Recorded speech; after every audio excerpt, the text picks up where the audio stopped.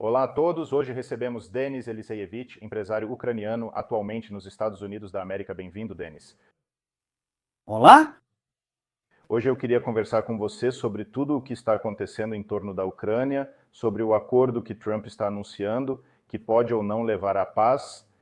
O que você acha sobre as últimas reuniões que aconteceram ontem, na véspera, quando a delegação americana se encontrou com a delegação da Ucrânia?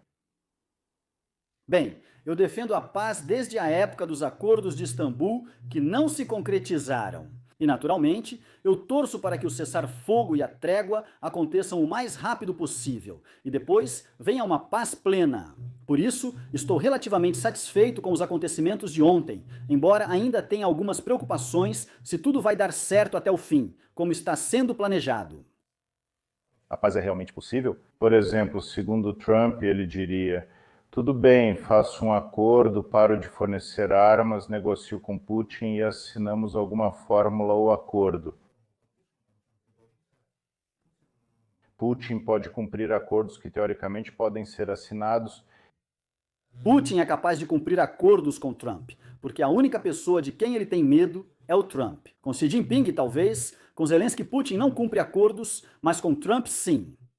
Se olharmos para toda a cronologia dos acontecimentos, já faz 3 anos, podemos dizer, mais de 1.100 dias de guerra e muitas mortes. É possível supor que o cenário que aconteceu em fevereiro de 2022 poderia ter sido evitado?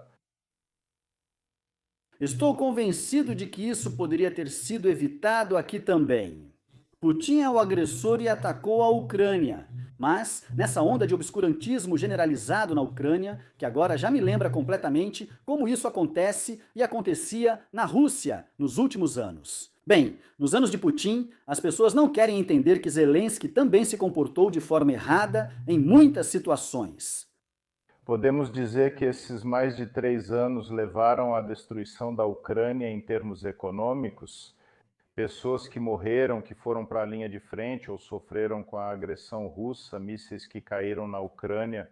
Podemos dizer que isso, bem, tem um efeito extremamente cenário negativo para o futuro da Ucrânia. Por exemplo, mesmo supondo que Putin lá com Trump, Zelensky ou com outra pessoa assine algum tipo de acordo, e suponhamos, se estivermos falando até mesmo de algumas concessões territoriais, de qualquer forma, isso em algum grau levará a uma futura destruição da economia ucraniana, porque isso pode afastar investidores no futuro, né, afastar alguns empresários e, de modo geral, a população que deixou a Ucrânia não vai planejar seu futuro com a Ucrânia. Veja, minha convicção profunda. Em primeiro lugar, vamos lá, você perguntou sobre a economia. Não se pode destruir o que não existe. Antes da guerra, o 200 bilhões de dólares. Agora é 160 bilhões. No mapa econômico mundial, isso é um grão de poeira. Além disso,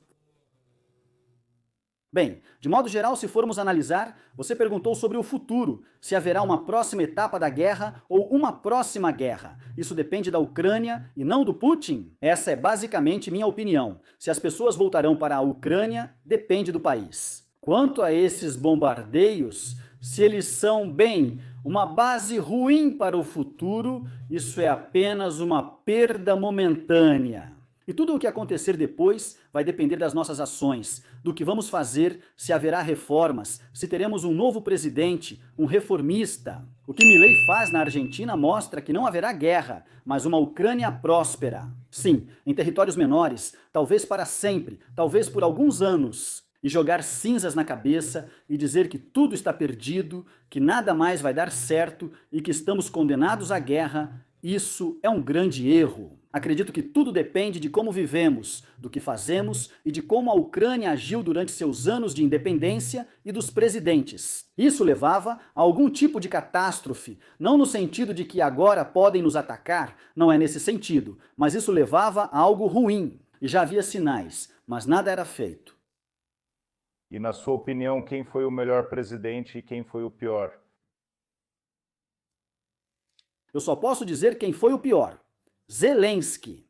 Zelensky foi o pior dos piores. Dá para destacar de alguma forma o Yushchenko, mas ele foi apenas um presidente que simplesmente não se metia em nada. E no caso da Ucrânia, se considerar todas as piores opções, o melhor é não se meter em nada. O que o Yushchenko fazia era não se meter na economia, ele não mexia, não provocava, só promovia aquelas coisas nacionalistas dele, Holodomor, museu e basicamente só isso. Ou seja, é uma pessoa extremamente incompetente, não quero me expressar de outra forma, como chamavam as pessoas que trabalharam com ele. Mas Zelensky é definitivamente o pior, é pior que Yanukovych. Yanukovych simplesmente fugiu, abandonou tudo, largou o país e foi embora para algum lugar. Mas tudo bem, se voltarmos à situação atual em que a Ucrânia se encontra. Na sua opinião, quais são os períodos de tempo, em que período a guerra pode acabar e a paz pode chegar à Ucrânia?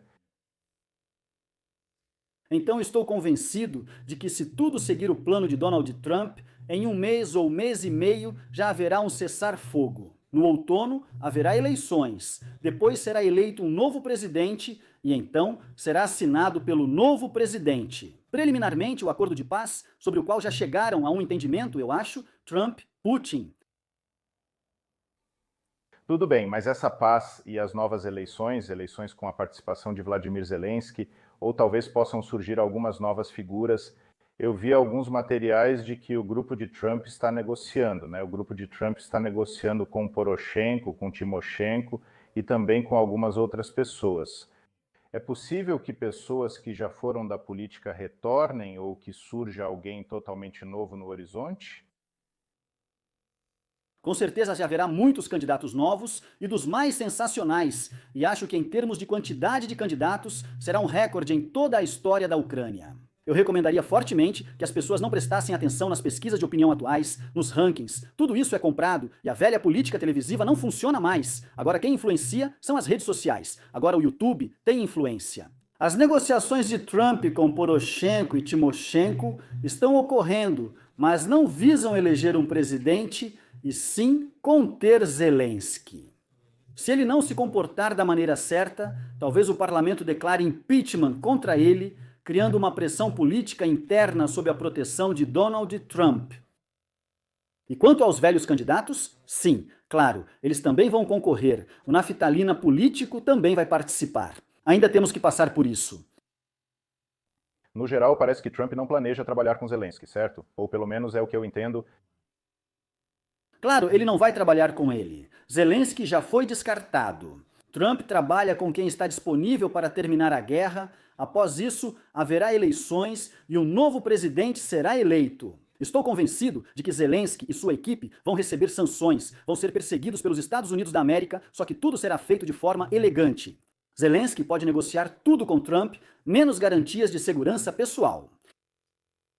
E aquela cena famosa quando eles estavam na Casa Branca, bem, pode-se dizer que discutiram ao vivo, e quando Zelensky saiu de forma solene ou não solene, sem pompa, embora tenha sido recebido de maneira muito solene, mas saiu da Casa Branca de uma forma não muito solene, e quando houve uma grande solidariedade por parte dos políticos europeus, apoio à Ucrânia. Por outro lado, né, o que aconteceu na véspera, quando a delegação americana, no nível do secretário de Estado, se encontrou com a delegação ucraniana e discutiram alguma fórmula, me parece que lá também havia os mesmos problemas, as mesmas negociações que aconteceram em Washington, mas ao mesmo tempo todos apoiaram o que aconteceu na véspera, enquanto o que aconteceu em Washington todos de certa forma condenaram.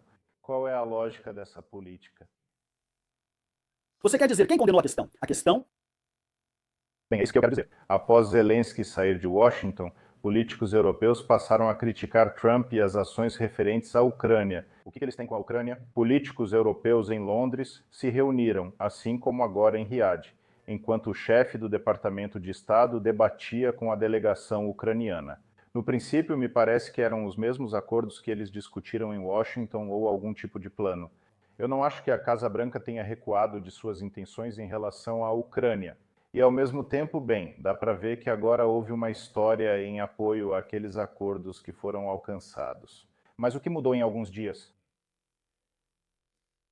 O que mudou foi que explicaram para Zelensky e sua equipe que se ele continuasse assim, ele receberia sanções agora.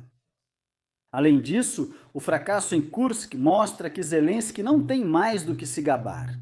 Além disso, as condições ficaram mais rígidas, porque o acordo sobre minerais será mais duro do que o planejado anteriormente. Ela está sendo reescrita, isso é público, e favorece mais os Estados Unidos da América.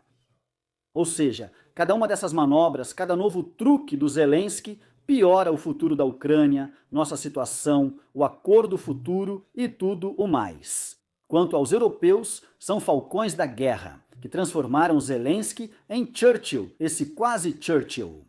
Acho que ele foi para Washington causar esse escândalo justamente depois do encontro com a Irlanda. E ali perto está a Grã-Bretanha, é tudo Reino Unido, ali perto estão alguns serviços secretos, tenho certeza que trabalham com Zelensky, e ele simplesmente foi até Trump para sabotar tudo isso. Ou seja, Zelensky não é uma figura independente, ele segue as ordens dos falcões da guerra desses europeus, e tudo isso está tomando um rumo ruim para a Ucrânia. Claro, se olharmos em termos gerais, é evidente que se Zelensky tivesse se comportado de outra forma na Casa Branca, o que está acontecendo agora teria acontecido naquela época. Talvez já existisse um regime de silêncio agora, só que sem esses agravamentos para a Ucrânia, sem escândalos, nervosismo e bombardeios que aconteceram durante esse tempo, sem mortes de pessoas e assim por diante. Tudo bem, mas hoje surgem notícias de que a Ucrânia ela está abandonando Kursk. Na sua opinião, para que serviu esse cenário em que o exército ucraniano entra na região de Kursk? O objetivo era capturar a usina nuclear ou foi apenas algum tipo de ação de marketing? Veja, os russos têm seus próprios valores fundamentais. Putin deu esses valores para eles. Ele alimenta essas pessoas, digamos, não muito bem-sucedidas, e elas se alegram por terem, por exemplo, um submarino nuclear. Zelensky criou e precisou fortalecer seus próprios valores fundamentais na Ucrânia. Nós chamamos isso de peremoga, ou seja, vitória. Era necessário dar ao público uma vitória para manter a fé em Napoleão Zelensky. E com isso, ele também ganhou temporariamente mais 5 pontos bem para sua popularidade presidencial.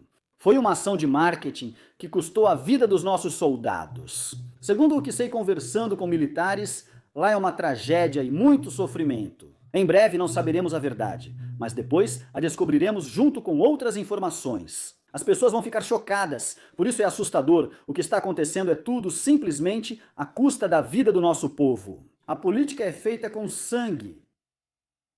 Não há estimativas preliminares de quantos mortos houve, bem, dos dois lados durante todo o conflito. Bem, eu acredito nos 1932, ou seja, são cerca de 700 mil mortos, feridos ou desaparecidos na Ucrânia. Ou seja, no total dos dois lados, mais de 1 milhão de desaparecidos e mortos. Acho que chega a 2 milhões, talvez 1,5 milhão, considerando os dois lados. Como você acha que a população da Ucrânia está vivendo tudo isso? Porque eu vi recentemente, bem, na minha opinião, alguns vídeos não muito bons que aparecem por aí. Por exemplo, em Kiev estão acontecendo shows, mas quando há uma guerra, me parece que deveria haver algum luto, mas ao mesmo tempo estão sendo realizados grandes shows em Kiev. Acho que durante a guerra não é ético fazer isso. Entende? Como eu já disse, a Ucrânia foi consumida, pegou da Rússia esse obscurantismo e hipocrisia generalizados. E tudo isso ainda com a síndrome de Agolsky. Ou seja, há quem faça shows, vá a shows e apoie a guerra. São minoria, mas muito agressivos e ativos. Eles pensam assim, principalmente os homens: posso ir ao show e apoiar a guerra online. Mas que alguém vá para a trincheira, eu não irei. E depois ficam indignados quando o centro de recrutamento os pega, como aconteceu no show do Akinese há 6 meses, ou quando o centro de recrutamento agiu direto no show do Vakarchuk. Ou seja, isso tudo é uma hipocrisia geral, obscurantismo. No geral, coisas horríveis estão acontecendo. Estou horrorizado com o quanto meu povo mudou em apenas 2 anos. Esse período foi ainda mais curto. Simplesmente a propaganda lavou o cérebro das pessoas completamente. Aconteceu exatamente o mesmo que na Rússia. Tenho que admitir, a propaganda ucraniana superou a russa. É assustador dizer isso, mas é verdade. Na verdade, sobre os shows, esse assunto me indignou bastante. Quando a guerra começou, poucas semanas depois na Bielorrússia, alguns artistas já lotavam estádios com suas apresentações. Eu não entendia por que tanta gente na Bielorrússia ia a esses shows e lotava tudo, mesmo vendo que estão bombardeando cidades vizinhas, literalmente a algumas dezenas de quilômetros dali, e as pessoas não entendem o que está acontecendo. Isso foi, se não me engano, em Gomel ou em Minsk, bom, em algum lugar pode-se dizer. No geral, Belarus é compacta, isso acontecia em diferentes cidades, e quando vi isso em Kiev, claro, isso me fez questionar como isso é possível. Bem, no geral, as pessoas provavelmente em diferentes países se comportam de maneira mais ou menos parecida. Nos países pós-soviéticos, é assim que nosso povo é. Você sabe, né, que muito antes disso, bem, como muito antes, alguns anos antes, provavelmente não muito antes, o certo é dizer, não muito antes do início da guerra em grande escala. Pesquisamos quem os ucranianos gostariam como presidente de outro país e 65% escolheram Lukashenko. Eles precisavam de uma mão forte, de um gestor assim, alguém poderoso, na opinião deles. Aí veio Zelensky, muito mais rígido do que Lukashenko, mas Lukashenko, claro, vocês sabem melhor. Não vou me passar por especialista, mas estou convencido de que Lukashenko acredita profundamente no que faz. Porque eu encontrei vídeos dele quando ele tinha 35 anos e ele já estava mais ou menos na mesma linha de pensamento. E o nosso Zelensky, com qual mensagem ele foi para as eleições? Eu vou acabar com a guerra, liberdade total, liberdade financeira, economia liberal, ninguém vai levantar a questão do idioma. Precisamos de reconciliação, paz e prosperidade para a Ucrânia. E agora ele, sendo meu compatriota, tendo sangue judeu, vestiu uma vyshyvanka, começou a falar ucraniano e se tornou o nacionalista número 1 na Ucrânia e apoia a guerra. Segundo a Expresso e as informações que tenho, as empresas dele ainda recebem royalties pela venda de seus produtos cinematográficos no mercado russo. Ou seja, isso é anormal, e essa pessoa falava com sotaque de Moscou antes da guerra. Ou seja, é um verdadeiro desfile de hipocrisia, ele é um farsante, para ser sincero. Por isso sim, de forma bem soviética, somos povos assim, pessoas traumatizadas, com esse tipo de vírus, essa ideia de que todos precisam de uma mão dura. Os russos, por sua vez, têm o Putin, não conseguimos nos livrar disso, ainda não conseguimos. Bem, Lukashenko, eu me lembro sim, ele tinha índices de aprovação altos, quase 80%, mas na manhã de 24 de fevereiro, esses índices na Ucrânia caíram para 2%, ou até menos. Porque, bem, as pessoas viram quem é Lukashenko, que cedeu o território de Belarus para o Putin para que fosse possível atacar a Ucrânia. Apesar de Lukashenko já ter se esquivado várias vezes depois, ele interpretou isso de diferentes formas. Mas estou convencido de que, se Lukashenko não tivesse cedido o território de Belarus para o ataque, dificilmente teria sido possível uma guerra em tão grande escala. Porque Putin aproveitou a situação, ele entrou no território da Ucrânia com aqueles tanques. Lukashenko disse que, supostamente, Putin, depois dos exercícios, estava apenas retirando seu equipamento pelo caminho mais curto. Bem, ele inventa muita coisa, claro, às vezes. Na sua visão ou por alguma informação privilegiada, como mudou a atitude dos ucranianos em relação à Bielorrússia? Sabe, vou falar por mim, pelas pessoas com quem eu converso, pelo meu público, pelo que eu leio nos comentários. Nós não sentimos nenhum ódio pelo povo da Bielorrússia, pelo próprio país Bielorrússia. E até agora, veja o que eu estou dizendo. Eu não estou falando sobre a Ucrânia, estou falando especificamente sobre o governo do Zelensky. Isso precisa ser distinguido. O mesmo vale para a da Bielorrússia? Sim, nós não gostamos do Lukashenko, mas não temos nenhuma reclamação. Não falo desses nacionalistas ou pseudo-nacionalistas contaminados pela obscuridade. Talvez uns 20% realmente odeiem Belarus, sinceramente, e projetem isso no seu povo. Mas a maioria ainda não faz isso. Isso é um mal-entendido temporário devido à guerra. Quando acabar, ainda levará alguns anos. Acho que eu queria dizer que o presidente vai mudar em Belarus, mas por enquanto isso não é visível. Obrigado. Essa é uma pergunta difícil. Com o tempo, será possível a reconciliação entre os lados em conflito? Alguns anos depois da Segunda Guerra Mundial, foram necessários alguns, talvez até décadas, para que os países em conflito se reconciliassem entre si.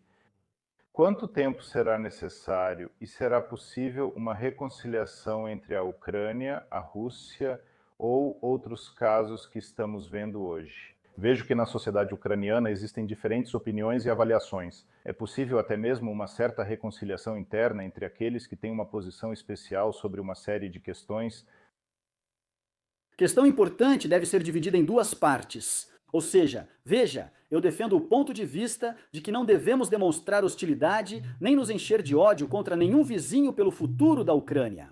Mas quanto à realidade de sermos amigos, eu acho que está fora de questão por uma geração.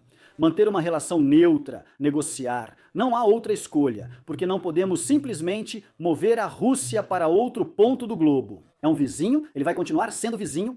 E para isso, Para que inclusive não haja guerra e haja crescimento econômico, é preciso adotar uma posição neutra. É por isso que eu entendo que a OTAN nunca teve a intenção de nos aceitar e isso trouxe problemas. Eu defendo a neutralidade, ou seja, seguindo o exemplo da Áustria, o exemplo da Suíça, esse tipo de neutralidade, para que simplesmente tenhamos relações neutras. Putin causou sofrimento e desgraça demais às pessoas para que agora possamos falar sobre algum tipo de amizade. Você provavelmente sabe que, antes da anexação da Crimeia e Donbass, canais de televisão russos já eram transmitidos na Ucrânia. Nós assistíamos exatamente a mesma televisão, tínhamos redes a cabo, pacotes digitais de canais, e lá havia todo o pacote da televisão russa. Ele estava em todas as casas. Todos assistiam aos mesmos programas e shows com os mesmos artistas. E, na verdade, eu não tenho parentes, mas, sabe, muitos ucranianos têm uma quantidade enorme de parentes na Rússia. As pessoas também brigaram entre si. Ou seja, Putin causou uma dor terrível, uma tragédia terrível, e eu não vejo amizade entre as próximas gerações. Eu não sei o que teria que acontecer para que isso mudasse, mesmo que Putin não esteja mais aqui em breve. E eu recomendo fortemente que ninguém espere por isso ou viva esperando por isso, porque você pode passar a vida inteira assim e nada vai acontecer. É preciso, afinal, viver a sua própria vida. Pensar em si mesmo, na Ucrânia, no meu caso, em vocês, na Bielorrússia, mas com Putin isso é impossível. sim, sobre a televisão, acrescento que até alguns políticos ucranianos chegaram a se apresentar em canais de televisão russos com shows. Sim, mas no geral a situação está ficando interessante agora. Por um lado, há um amplo apoio dos países da União Europeia à Ucrânia, ajuda militar, humanitária e outros aspectos. Por outro lado, a União Europeia mostrou em 3 ou 4 anos como negocia ativamente com Putin. Imporam 16 pacotes de sanções e já preparam o 17º. Ao mesmo tempo, se olharmos para as estatísticas oficiais, no geral, pouca coisa mudou por lá, porque eles ainda usam intermediários. Países como Belarus, Cazaquistão, Armênia e possivelmente Turquia ainda mantêm o comércio. O que é isso? Como podemos chamar isso? É hipocrisia? É incapacidade de reestruturar a sua economia? O que é isso? Essa questão é muito importante e, por exemplo, muitos na Ucrânia não entendem. Ou seja, é hipocrisia, mas é uma hipocrisia que eu não posso condenar. É mais uma hipocrisia misturada com tolice. Não posso condenar isso, pois eles agem pelo bem de seus países. Os europeus, membros da União Europeia, decidiram enfraquecer Putin às custas da Ucrânia. Por um lado, o saldo lá é 3 vezes maior do que o que pagaram a Rússia em relação à ajuda à Ucrânia, ou seja, às custas da vida e do território ucraniano. Vamos enfraquecer Putin, criar uma zona de amortecimento na Ucrânia entre nós e a Rússia, prometer entrada na União Europeia e OTAN, mas nós mesmos vamos considerar o quanto a elite europeia é corrupta. Todos entendem perfeitamente que o Putin suborna com criptomoeda o alto escalão dos funcionários da União Europeia, e nós sabemos disso pelos nomes do passado. Foram recrutados, tem pessoas lá, tudo isso é uma grande história. Talvez um dia tudo isso venha à tona com fatos. Por enquanto, só podemos suspeitar de alguns casos. Outros, como o de Schröder, já são fatos concretos. Por isso, bem, a situação no geral é assustadora. Esqueci de incluir os países da União Europeia e a Grã-Bretanha, que tem uma tarefa. A Rússia é uma ameaça, mas por que escolheram um método tão cínico? À custa dos ucranianos e da Ucrânia, vamos juntos! Por outro lado, sou totalmente contra a entrada da Ucrânia na União Europeia. Quero que a Ucrânia vire uma espécie de América do século XIX, no centro da Europa. Liberdade econômica, abrir mão do imposto sobre valor agregado, e se a Ucrânia for para a União Europeia, isso vai ser apenas uma mega burocracia multiplicada pela nossa corrupção. E as pessoas vão acabar indo embora de vez. E as pessoas simplesmente não entendem por que um empreendedor europeu ou ucraniano deveria trabalhar na Ucrânia, suportar todos os horrores da realidade, além da ameaça do Putin, se nos tornarmos membros da União Europeia, em vez de simplesmente ir para a vizinha Polônia, onde há um sistema judicial honesto, onde o sistema já está estabelecido, tudo funciona, tudo é ótimo e a adaptação é fácil. Qual a vantagem da Ucrânia? Então nem teremos chance de decolar. Questão de segurança, como já disse, é outro tema, totalmente desonesto, tudo Úrsula, esses falcões, guerras, esquerdistas, Macron, Scholz. Acho inaceitável, mas nosso povo foi condicionado, continuam pensando em União Europeia, OTAN. Já vivi metade da vida com essas esperanças, mas só veio a guerra, é nisso que trabalho agora, no YouTube. É difícil convencer as pessoas, pois números e argumentos já não importam para elas. Funciona, mas em pouca gente? Eu vi a hipocrisia da União Europeia em relação à Bielorrússia. Desde 2020, eles já estão há 4 ou 5 anos sem resolver um problema pequeno. Não conseguem libertar cerca de 1.400 presos políticos. Na Bielorrússia, vejo esse problema como pequeno e solucionável com dedicação. Mas o que fazem a respeito? Eles publicam fotos com os presos políticos regularmente, seja mensalmente ou em outro intervalo. Úrsula ou Metsola ou outros personagens dizem: estamos com a Bielorrússia, com o povo e com os presos políticos. E é aí que acaba o trabalho deles para libertar os reféns. Se quisessem, já teriam resolvido isso. Se alguém faz algo, alcança seu objetivo. Se eles não conseguem resolver a questão da libertação de um pequeno grupo de prisioneiros, como é que eles podem resolver um conflito global? Isso mostra que não têm interesse, mas seguem negociando com Putin, Lukashenko e lucrando com isso. Depois sorriem e dizem: estamos com o seu povo. Isso é hipocrisia, na minha opinião.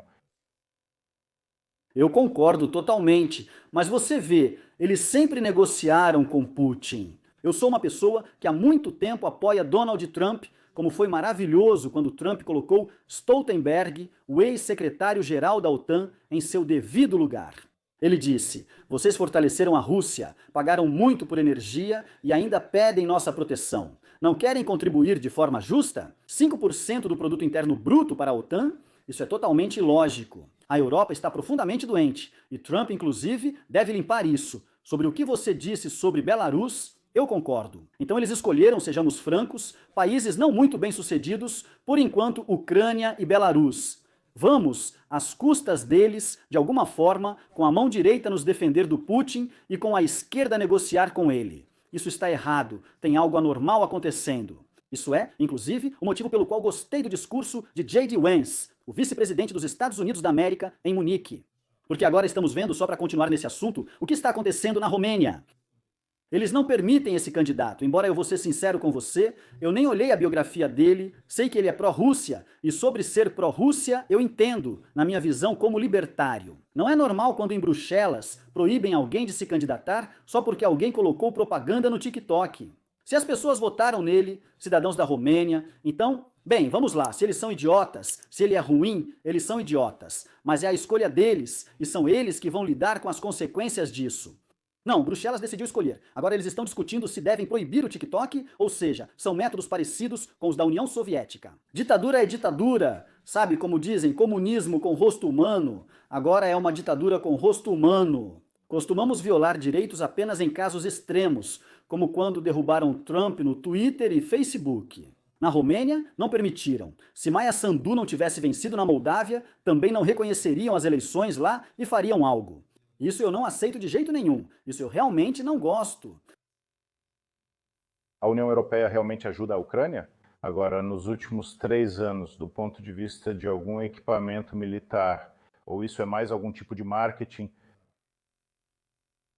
Isso é basicamente marketing? Não, há algum tipo de ajuda. Não posso dizer que eles não fazem nada, mas também seria injusto, pois fazem apenas o suficiente para não perder a vitória. Ninguém em sã consciência cogita vencer a Rússia militarmente. Então aqui está para que vocês não percam. Cercaram Zelensky de dívidas. A Grã-Bretanha saiu da União Europeia, mas Starmer foi para lá recentemente e recebeu um empréstimo de 3 bilhões de euros. E toma aqui mais um empréstimo. Vai falar com o rei na Espanha, onde dizem que ele é o Churchill, grandioso só para incentivá-lo. Como ator, ele mostra como é recebido pelos reis, se achando o melhor. Foram basicamente a Europa e os democratas americanos que criaram o ditador Zelensky, e no espaço pós-soviético surgiu mais um ditador de verdade. Fui o primeiro a ir para o exílio político e a falar no YouTube logo no início da guerra, dizendo coisas diferentes. Eu apoiava enquanto o Estado agia corretamente e estávamos todos do mesmo lado que o Estado.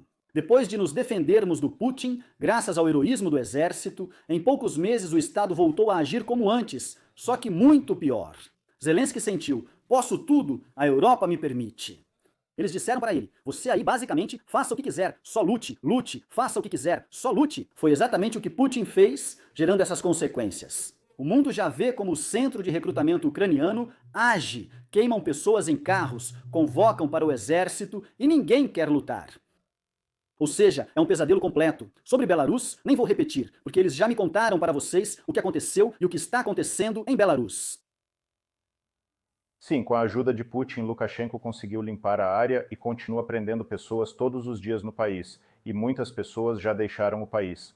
E, claro, né, a União Europeia meio que abriu as portas, mas eu acredito que eles abriram as portas porque tinham um problema, inclusive demográfico, eles precisavam de mão de obra. E esse também foi um dos motivos pelos quais a Europa abriu as portas para as empresas bielorrussas, que agora pagam impostos em diferentes países e trazem receita para esses orçamentos. Bem, aqui algumas questões coincidiram, talvez os interesses desses países europeus, dos políticos, não foram apenas princípios morais que estiveram em primeiro plano, se olharmos agora para as ações que estão tomando. Você deu o seu exemplo de que houve ou ainda há alguma perseguição contra você. Quão grande é essa situação hoje na Ucrânia? Para aqueles que têm talvez algum ponto de vista próprio e que nem sempre coincide com o oficial. Isso tomou proporções absurdas. E, veja, na Ucrânia agora não se trata de você mesmo falar para si mesmo. Repressão, claro. Limparam todo o campo de informação com a ajuda dos serviços secretos. O problema é que alguém com poucos seguidores faz um post ou repost e a polícia vai até sua casa. O Serviço de Segurança da Ucrânia invade, faz buscas e leva ao centro de detenção ou à prisão domiciliar.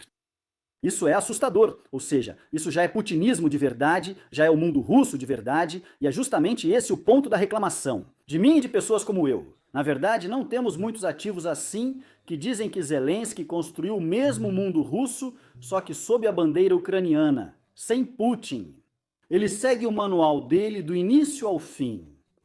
Eles provavelmente não aprovaram a lei dos agentes estrangeiros só para não ficar tão descarado, sabe? Porque aí já seria demais. Então eles simplesmente reprimem em silêncio. Embora agora eles estejam impondo sanções contra seus próprios cidadãos, o que na verdade ninguém no mundo viu algo assim, para impor sanções contra os seus próprios. Acho que só o Lukashenko faz isso também. Sanções contra os seus próprios. Aprovaram uma lei para retirar a cidadania de pessoas na Bielorrússia, aqueles que têm algum status especial. Lukashenko. Zelensky também está retirando a cidadania através do Conselho de Segurança Nacional e Defesa. Ou seja, são coisas inacreditáveis, coisas inacreditáveis. A liberdade de expressão na Ucrânia não existe mais. Nós tínhamos muitos problemas na Ucrânia, muitas coisas não davam certo para nós. Repito, não posso dizer que nosso país era bem-sucedido, mas tínhamos algo parecido com democracia e liberdade de expressão. Mesmo sob Poroshenko, que não apoio e em quem não votei, é preciso admitir. Ele realizou eleições, transferiu o poder e tudo ficou tranquilo. Zelensky é simplesmente algo, é algo. E se houver eleições presidenciais na Ucrânia e, por exemplo, Zelensky não participar ou perder, para onde ele vai ficar ou qual será seu futuro? Bem, você sabe, a princípio havia algumas informações de que seria Londres, já que ele tem uma cooperação próxima com a Grã-Bretanha, que lá para ele, bem, e Londres é famosa por isso. Eles aceitam ditadores se trouxerem muito dinheiro. E Zelensky e Yermak têm agora enormes quantias de dinheiro. São bilhões de dólares reais em criptomoedas e em dinheiro vivo nas contas. Segundo informações recentes, eles estão focando mais nos países árabes, transferiram suas capitais para lá, possuem bons contatos e agora os encontros acontecem nesses países. Por isso, mal imagino essa opção. Porém, há informações de que Zelensky tem seu próprio plano e deseja isso. Ele entende que não vai se tornar presidente. Ele quer levar sua própria bancada para o parlamento, liderá-la e continuar lutando na política. Ele confia no futuro político, mas não entende como pode andar por Kiev após tudo o que fez. Eu não consigo imaginar isso. Eu não sei como isso vai ser na cabeça dele. Mas, por outro lado, eu acho que na etapa final, Trump vai dizer para ele que ele não vai concorrer às eleições. Ou seja, simplesmente vai proibir ele de participar das eleições. Acredite, eu sei disso diretamente. Na equipe do Trump, todos têm alergia ao Zelensky e o desprezam abertamente aqui. Eles não gostam dele. Foi assim que percebi. Uma das razões pelas quais Trump não gosta de Zelensky está nas situações que aconteceram em 2019, quando Trump pediu a Zelensky para ajudá-lo a investigar o caso contra Biden, e Zelensky na época não ajudou muito. Houve uma história que levou ao impeachment de Trump. Isso pode ter influenciado a relação atual entre eles? Claro, isso foi a primeira etapa e a mais importante. Desde então, ele não gostou do Zelensky e depois veio a grosseria dele durante tudo o que aconteceu. E o que aconteceu no Salão Oval há 11 dias foi simplesmente o auge de tudo. Aí já era o fim. Mas veja, hoje temos aqui no Congresso a deputada de origem ucraniana de Kiev, Victoria Sparts. Hoje me postei em todos os lugares. Ela disse na televisão americana: se os ucranianos forem idiotas e reelegerem Zelensky, perderão todos os territórios restantes. Ela falou abertamente. Por ter alergia, até pede aos assistentes para aceitarem o sobrenome de Zelensky. Eles diziam que, quando alguém vem do lado da Ucrânia, todos entendem que é o Vario. Além disso, eu acho que eles têm serviços secretos tão poderosos, eles têm mais informações do que eu. Isso é corrupção, isso é máfia. São pessoas que ganham dinheiro com a guerra, são pessoas que destruíram um belo país no centro da Europa, ajudaram o Putin a destruí-lo. Zelensky não tentou impedir a guerra, nem preparou o país. Tudo foi feito pelo exército, generais e povo da Ucrânia. E agora chegamos a uma catástrofe, mas ainda há chances de sair dessa situação. Mas para isso, eu venho dizendo há 2 anos, desde que as eleições foram adiadas, parlamentares, presidenciais, a Ucrânia precisa de eleições e estou convencido, elas deveriam ter sido realizadas mesmo durante a guerra. Eleições eletrônicas deveriam ter sido feitas. Podemos pedir ajuda ao Elon Musk, que poderia usar seus recursos ao vivo nas redes sociais. Nós veríamos os resultados, isso é só, acredite, isso foi apenas uma desculpa. Aqui estão as eleições, eu estou esperando pelas eleições, não pelo fim da guerra, estou esperando mais pelas eleições. Se você com certeza já viu esse filme, Senhora Secretária de Estado, lá era provavelmente 2014 ou 2015, talvez 2016. E lá tem justamente uma cena onde é descrita a guerra na Ucrânia. É descrito Oleg Zelensky, que corre e se esconde nas florestas. Podemos supor que existe algum tipo de roteiro que foi escrito por alguém com antecedência? Bom, porque é difícil inventar coincidências desse tipo, na verdade.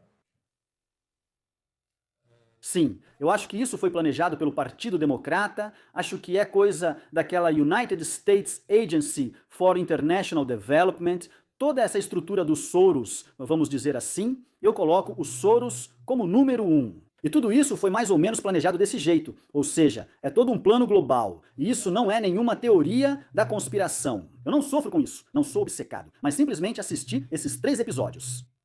Dá pra, me desculpe, enlouquecer vendo uma coisa dessas. São só os sobrenomes que coincidem. Lá tem um nacionalista como principal, depois o protótipo de Ermak e depois exatamente o território quase pela mesma linha onde tudo está acontecendo hoje, a linha de separação, e claro, sim, eles chamavam isso de ampla autonomia. O mesmo nos aguarda no futuro. E essas organizações que você acabou de mencionar, quão influentes elas eram na Ucrânia? Eu só dei uma olhada agora sobre Belarus, escrevi um artigo sobre como organizações ocidentais e estrangeiras financiaram os serviços secretos bielorrussos por 30 anos. Provavelmente a oposição em Belarus estava sob o controle de Lukashenko, aquela que era considerada sistêmica, mas na verdade ela não influenciava em nada.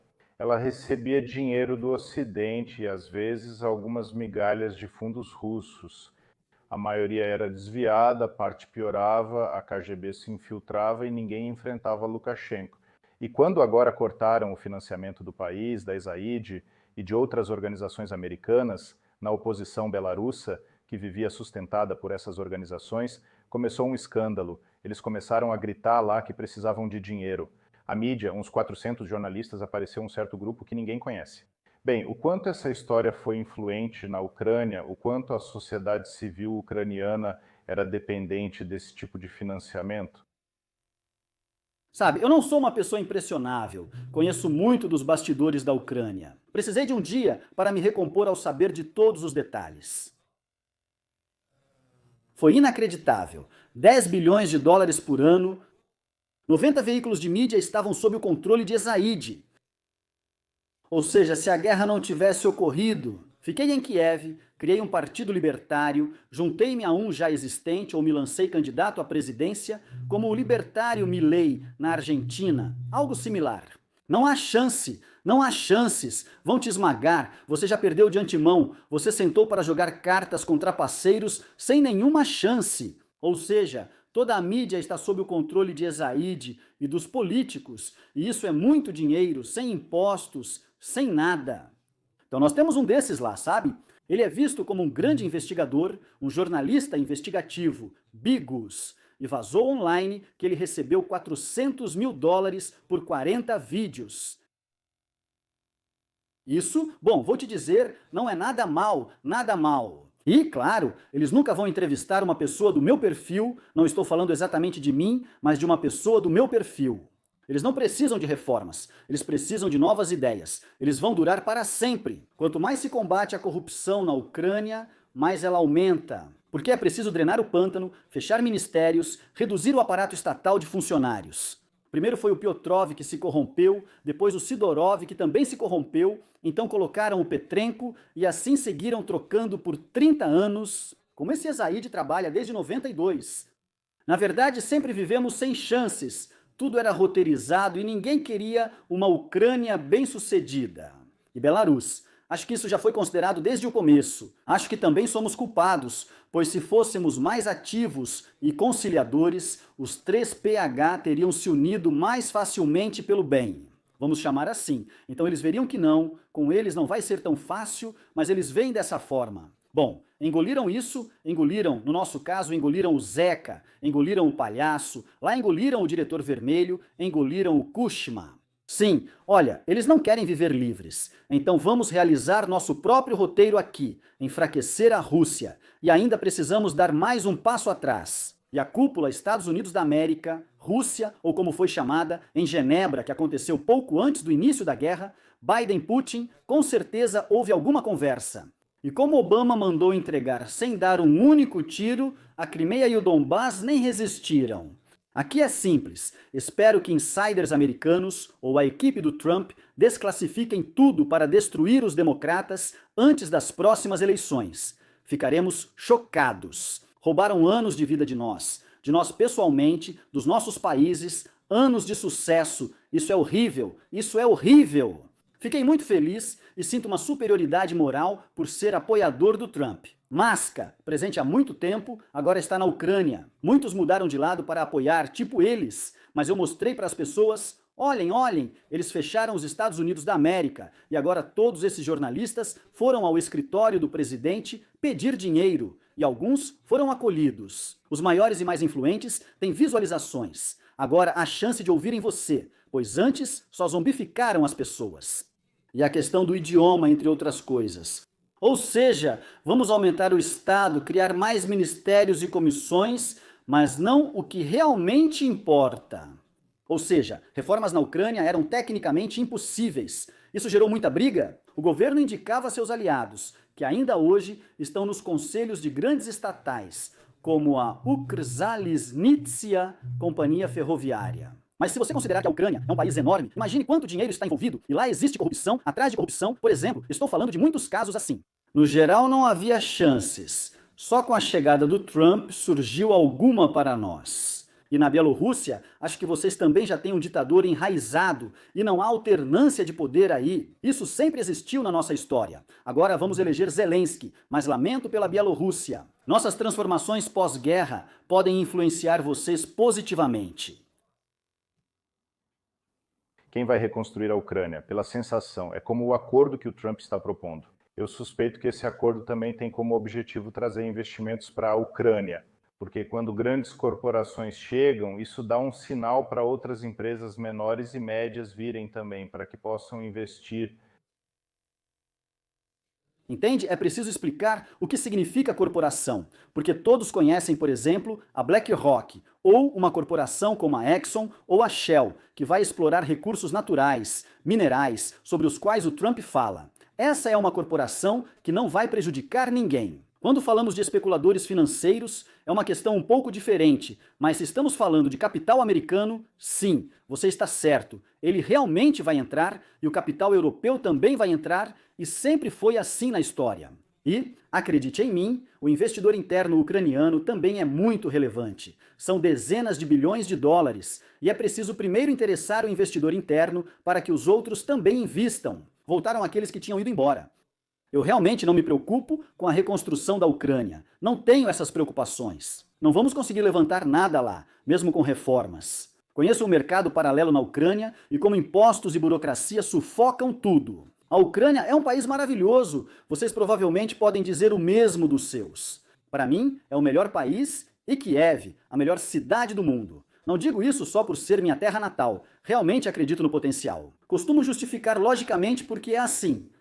Nós temos coisas incríveis. Enquanto não formos engolidos pela democracia europeia, nem Putin nos levar e nossos funcionários sucumbirem à corrupção, precisamos de um presidente reformista, de algo realmente diferente. Eu tento alcançar o povo, as pessoas, mas repito, é difícil, muito difícil. Há muito poucas pessoas ativas que querem entender.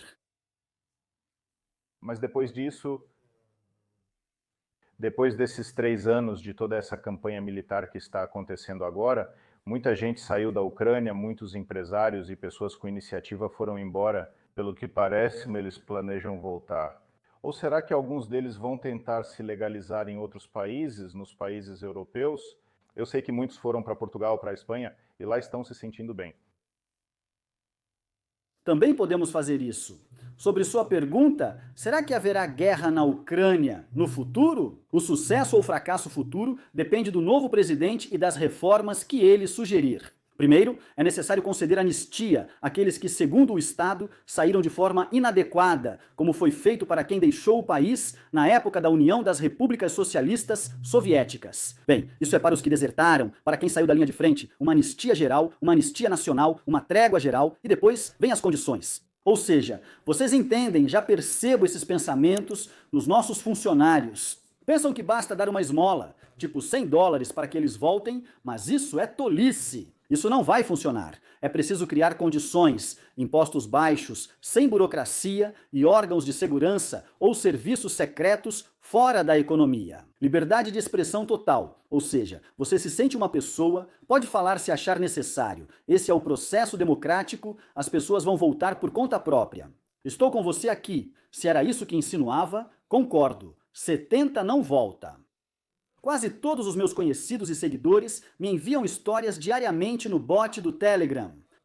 Imagine, a família foi embora, a criança já está na creche na Polônia, eles trabalham e têm hipoteca polonesa. Na Ucrânia não existe mercado de hipoteca, ou seja, na Ucrânia não existe hipoteca como instrumento financeiro. Em 2 anos as pessoas se estabilizaram lá. Tudo isso é necessário. Como amar a Ucrânia? Eles dizem, amamos, mas só para visitar, não para morar. E isso me incomoda muito. Moro em uma das melhores cidades do mundo, mas quero voltar para casa. Só espero o governo Zelensky sair, pois não planejava ir embora. Durante a guerra, eu reconstruí o negócio, nós trabalhamos, ajudamos o exército. Não sou só eu me valorizando. Há muitos outros pequenos e médios empresários. Agora é assustador. Vocês sabem, o que o TTSK faz são escândalos. Ou seja, só para o seu público entender, todo dia o governo faz com que cada vez mais ucranianos fiquem contra ele.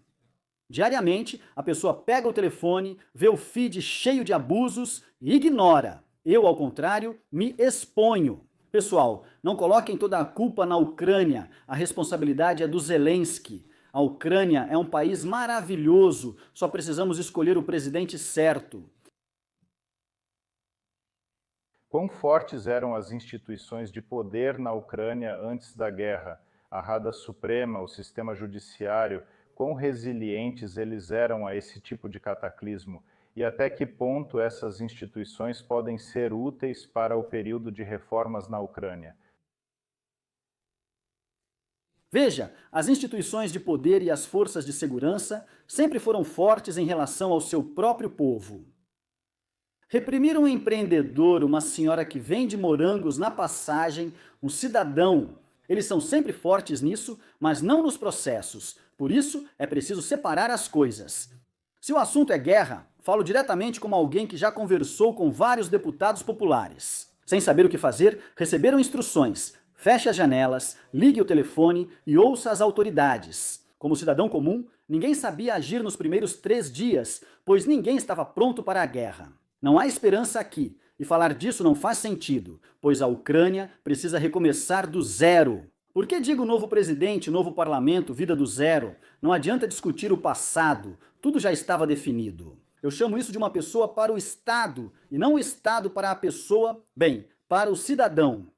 Não faz sentido considerar isso. É um Estado grande, lento, excessivamente burocratizado e completamente corrupto. Quero dizer a todos, Elon Musk, do departamento responsável nos Estados Unidos da América, revelou agora que havia 20 milhões de almas mortas no país, descoberto lá.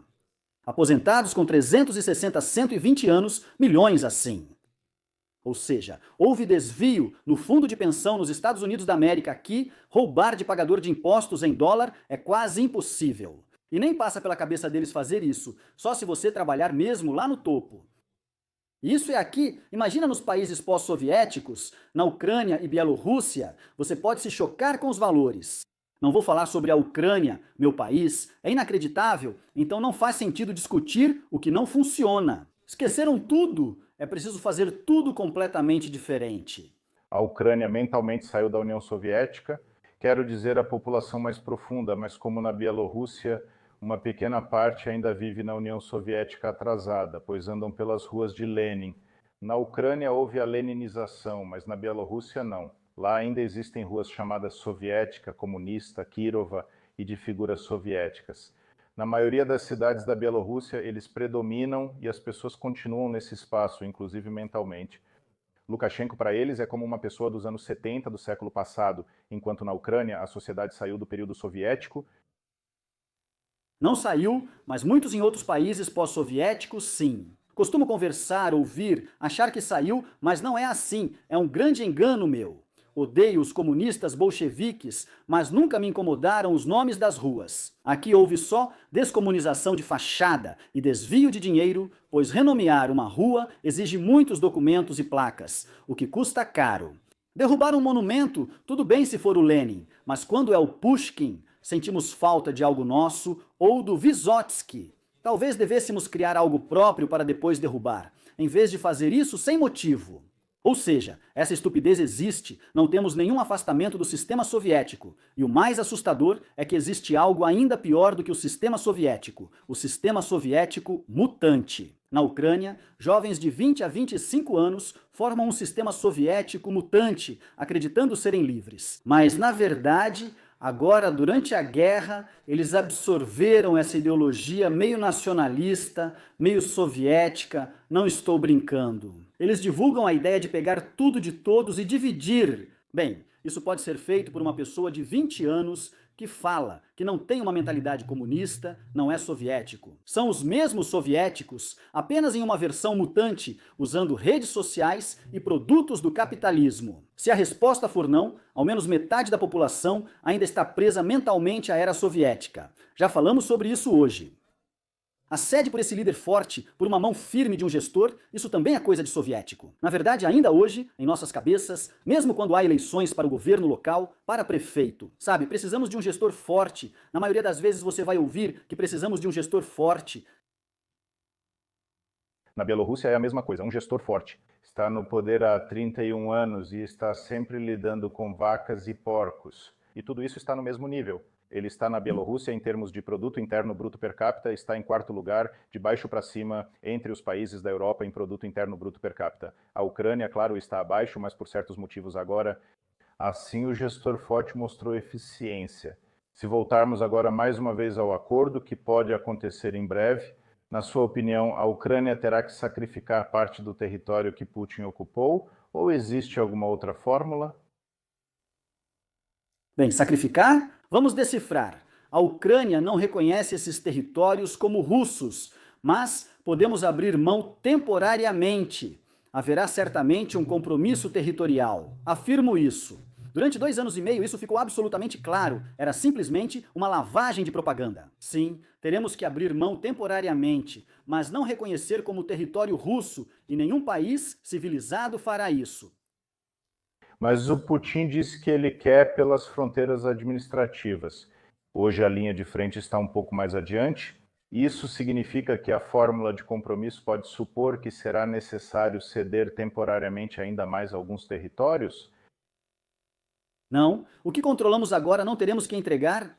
Eu não acredito nisso. Não levo isso a sério. O que dizem lá Putin, Lavrov, Peskov, eles, sabe, são qualquer coisa. Menos idiotas, são negociadores experientes, negociadores duros, assim como Trump. E claro, eles vão jogar para baixo, vão aparecer na imprensa e fazer apostas, exigir o máximo e mostrar sua intransigência. Quando será o verdadeiro dia das negociações trilaterais? Bem, digamos Zelensky, Ermak, Putin e Trump, não importa. Ou 3 lados ali, com outras pessoas, com outros nomes, esses 3 países, aí sim haverá uma conversa séria, realmente de compromisso. Trump disse que ambos os lados sairão da mesa um pouco ou muito insatisfeitos. É nisso que eu acredito, vai ser mais ou menos assim. E talvez um encontro entre Putin e Zelensky na mesma mesa, me parece que isso não é muito possível. Especificamente com Zelensky, provavelmente é improvável, embora eu não saiba com que o Trump pode manipular nesse sentido. Veja, o próprio Zelensky proibiu negociações. E isso não é propaganda do Putin, é um fato. Esse documento está no site do Conselho de Segurança Nacional e Defesa. Ele aceitou, ele se proibiu. E agora, Putin o ridiculariza publicamente e diz para Trump: eu vou sentar com ele à mesa de negociações, mas que ele se permita juridicamente fazer isso como se estivesse o humilhando. Você se proibiu antes, agora se permitiu porque te contradisseram e te colocaram numa situação difícil. Infelizmente, é o que acontece. Apesar de não gostar do Zelensky, não gosto disso, minha pátria está sendo de certa forma envergonhada. Tudo pode ser resolvido sem o Zelensky. Veja, ontem na Arábia Saudita, Ermak conduziu negociações, que na verdade é o verdadeiro presidente da Ucrânia. Mas o Zelensky também estava lá, mas não o deixaram participar das negociações ou ele mesmo recusou. Teve alguma história assim, não foi? Ele não foi, ele não viajou para lá. Achei que ele também estivesse lá, mas não estava. Sim, ele iria, mas avisaram de última hora que não. Então, mas eu não acredito. Que Zelensky vai assinar isso é outra história. Eu não acredito que Zelensky vai colocar a assinatura dele. Exatamente. Ele vai evitar isso. Ou seja, ele vai se distanciar ao máximo de assinar algum tipo de acordo de paz para não assumir, digamos, nenhuma responsabilidade jurídica por esse documento. Política, política. Ou seja, quem vai assinar é o Ermak, o Sirski, nosso chefe das Forças Armadas. Não sei como isso funciona pelo direito internacional. Talvez nosso ministro das Relações Exteriores, algo assim. Ou um novo presidente, como já disse, talvez só um cessar-fogo, eleições estáveis, e então o novo presidente assina. Bem, não acho isso assustador, pois lembramos bem em Israel como foi a guerra com o Egito. Golda Meir, a quem atribuem uma frase falsa, aquela história de "se vierem te matar". Tudo isso que circula pomposamente na internet. Golda Meir riu e trocou presentes com o presidente do Egito após a pior guerra. Eu só estou dizendo isso para o meu público, para o meu pessoal. É preciso sair desse paradigma de propaganda, parar de se alimentar desses roteiros de cinema. A vida real é complicada. Apesar de dizerem que não se negocia com terroristas, Israel está negociando agora com o Hamas, que são terroristas. Por isso, será necessário negociar com Putin e outros, firmar acordos de paz, e ninguém deve ser criticado por isso. Mas a oposição ucraniana já está agindo de forma desonesta. Já agora, antes da nossa conversa, eu já vejo eles estão aparecendo. Nós proibimos Zelensky de assinar lá, ou seja, de ceder territórios, nós proibimos mudar o curso em relação à OTAN e à União Europeia. Ou seja, esse é um jogo político sujo, eu chamo isso de mentalmente atrasado. Isso não é sobre a Ucrânia, é sobre sucessos pessoais na política, sobre poder pessoal. Hoje completam-se 85 anos do fim da Guerra Soviético-Finlandesa. A Finlândia perdeu cerca de 10-11% do território, mas manteve a soberania. A União Soviética conseguiu uma parte do que queria. Bem, isso também mostra que as guerras sempre terminam com algum tipo de acordo. A maioria das guerras na história da humanidade terminou com algum documento, algum processo de negociação. Alguém se manifestava, outro recebia algo, mas no fim todos perdiam. Geralmente as vítimas são destruídas. Do ponto de vista demográfico, se olharmos para a pirâmide demográfica da Ucrânia, agora eu vi que já estão recrutando para a guerra, enviando ou planejando enviar rapazes de 18 anos. Isso significa que daqui a 15, 20 anos a Ucrânia terá um problema demográfico muito sério? Continuar. Com certeza. Sim, isso já é um fato comprovado por números. O problema demográfico existe. Já pelo fato de que, se você olhar agora para as séries finais das escolas, quase não restaram meninos. Ou seja, as meninas dominam 70-30.